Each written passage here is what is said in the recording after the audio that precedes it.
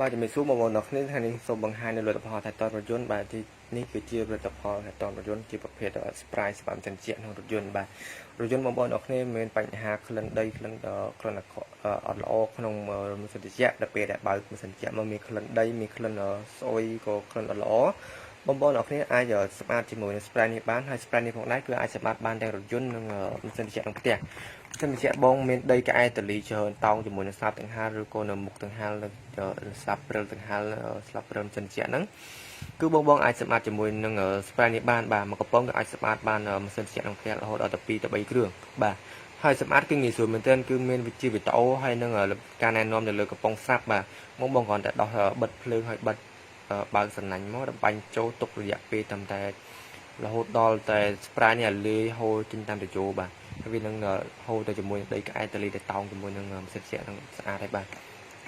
ហើយចំពោះជាមួយរថយន្តវិញគឺបងប្អូនមានជាវីដេអូងាយស្រួលប្រើងាយស្រួលសម្រាប់បងប្អូនទាំងអស់គ្នាប្រើប្រាស់បាទហើយ spray នេះផងដែរគឺតម្លៃសមរម្យទេបាទហើយដែលស្តុកមួយរយៈជាស្រ័យផងដែរបងប្អូនទាំងអស់គ្នាដែលបានលក់មួយរយៈហ្នឹងឥឡូវចូលស្តុកវិញហើយគឺមានចំនួនច្រើនមែនទែនគឺមិនអត់ដែលស្តុកទៀតនោះទេបាទហើយ spray នេះផងដែរគឺអាចសម្អាតទៅលើរថយន្តដើម្បីឲ្យរថយន្តរបស់យើងមានក្លិនល្អមិនមានក្លិនស្អុយគឺសម្រាប់មេរោគបាទគឺសម្អាតដីដែលមាននៅក្នុងរន្ធសិនជាចេញវិញទាំងអស់បាទហើយក៏អាចសម្អាតជាមួយនឹងកន្លែងស្បុកអែដើម្បីសម្អាតស្លាប់ទាំងហើមសិនជាដើម្បីឲ្យវាអស់ជា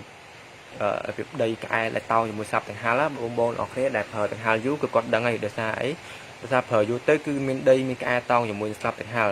កាលណាតោងស្លាប់ទាំងហាលច្រើនគឺធ្វើឲ្យទាំងហាលរបស់យើងខ្សោយមិនសូវខ្យល់ហើយក្លិនដីក្លិនស្អុយឬក៏មានរោគអីទាំងអស់ហ្នឹងគឺតោងជាមួយស្លាប់ទាំងហាលហ្នឹងហើយចឹងចំពោះវីដេអូរបៀបប្រើប្រាស់គឺបងប្អូនមានជាវីដេអូជូនបងប្អូនអរគ្នាបាទជាមួយនឹង spray ម៉ាំសិនជានេះបាទហើយតម្លៃសមរម្យទេមួយកំប៉ុង$10 discount សល់$8ពីកំប៉ុង15ថែមម្សៅ free ទាំងជូនទៀត free ទាំងជូនក្នុងភ្នំពេញបាទមួយកំប៉ុង free ទាំងជូនក្នុងភ្នំពេញទីតាំងចិត្តក្នុងក្រុងបាទបើសិនជាតាមខេត្តចេញសេវាខ្លួនឯងបើសិនជាបងទិញ2កំប៉ុងចុះតម្លៃជូនសល់តែ$15ទេហើយថែមខ្សែមួយ free សេវាកម្មដឹកជូនទូទាំងប្រទេសបាទបើសិនជាបង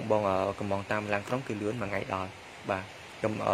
ផ្ញើពីល្ងាចព្រលឹមឡើងអាចដកបានបាទបើសិនជាក្នុងភ្នំពេញកំងថ្ងៃនេះគឺបានថ្ងៃនេះបាទ